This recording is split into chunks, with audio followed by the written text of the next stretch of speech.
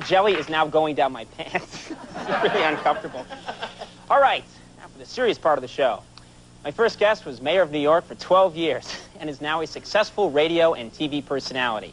His TV show, Good Day Street Talk, airs weekdays at 12:30 on Fox 5 New York. Let's take a look.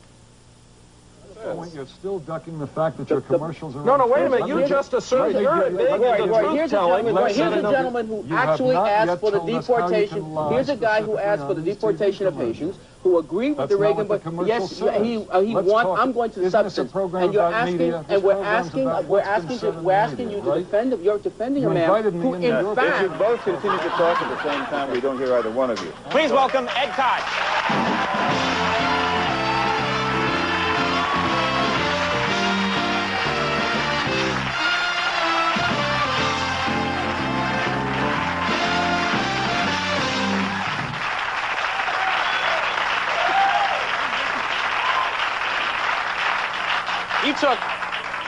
You took a professional fall out there. It was very good. What are you talking about? You make it sound as though it was not on the level. My head hurts. Oh, I'm sorry. All right. Next time we'll use a fake cinder block, I promise. Next time, but this time you didn't. Well, we just took a clip. We took a look at a clip. Ah, that's better. We took a look at a clip of your show, and it's complete madness. What's going on there? Everyone was shouting at each other. Well, that's indicative of when I'm not on. When I'm on, it's the voice of reason. When they're on, it's just madness. And that's how you run your show? You really let these people go at it? Well, that's because a half hour before that, each and every day, I have a radio show for an hour where I have no guests.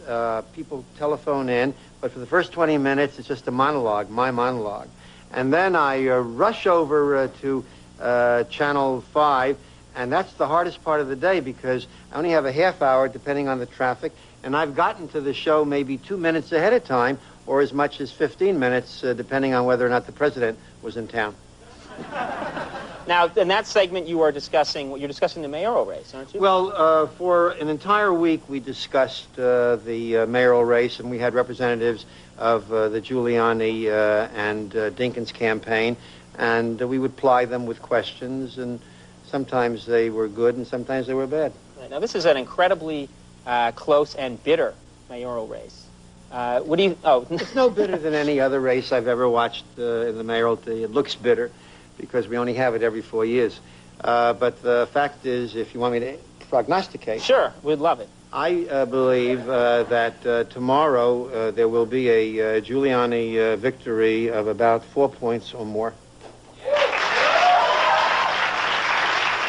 Now, the polls right now are showing them in dead heat. So how can you make that prediction? Well, because it doesn't take into consideration two things. One, there is the undecided vote, which will break heavily for Giuliani. Why is that, do you think? Because everybody has made up their mind on the mayor. He's been around for 4 years. You either like him or you think he's done a terrible job. I happen to think he's done a terrible job. But the fact is that there are no undecideds with respect to the mayor. And the second is there's going to be a huge turnout as a result of Staten Island voting on secession. And then there are some special races in Brooklyn where independents and others against the Democratic machine will be coming out. Now, of course, race has been a big part of this election. And I was wondering, Clinton made a statement that he thought that, people who weren't going to choose Dinkins were probably going to do so on the basis of race. Well, I thought what the president said when he came in to town was an absolute outrage. Maybe what he was saying was true and reflective of Arkansas, but not the rest of the country. When you have David Dinkins being elected in 1989 because of the white vote, blacks are only 25% of this town. He was elected in 89, and I supported him. I would have supported him again if he had been any good. Turned out he wasn't.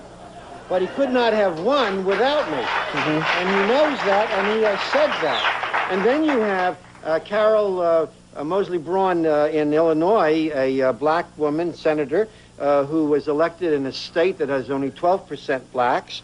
You have Gary Franks in Connecticut, a state where in his district blacks are only 10%. You have Governor Wilder who won in the most Confederate of the Confederate states, Virginia. You have Tom Bradley, who won 4 times in a city, L.A., where blacks are only 15% of the population. So while there are racists in this country, black and white, overwhelmingly, the better person or the best will win irrespective of color. And when the president comes into town and tells us that if you don't vote for his candidate, that you're a racist, I think it's shameful. Yeah. All right, well, something I've wondered about is I've lived in a bunch of cities. I've lived in New York several times, and I always hear the same thing from New Yorkers. New York is getting worse. It's not what it used to be. You should have been here before. It was great. Now it's going downhill. And we're hearing that again now. Yeah. And I start to feel, is this just a cliche, or do people always think that a city's getting worse? No. The fact is that in the most recent poll, and remember we've had 4 years of David Dinkins, and he threw me out and beat me fair, square, and hugely. I'm not sure the people on reflection think they did the right thing, but only only they can say that. But never the... They all feel very guilty about it. I think so. I think so. But they're never going to have me again.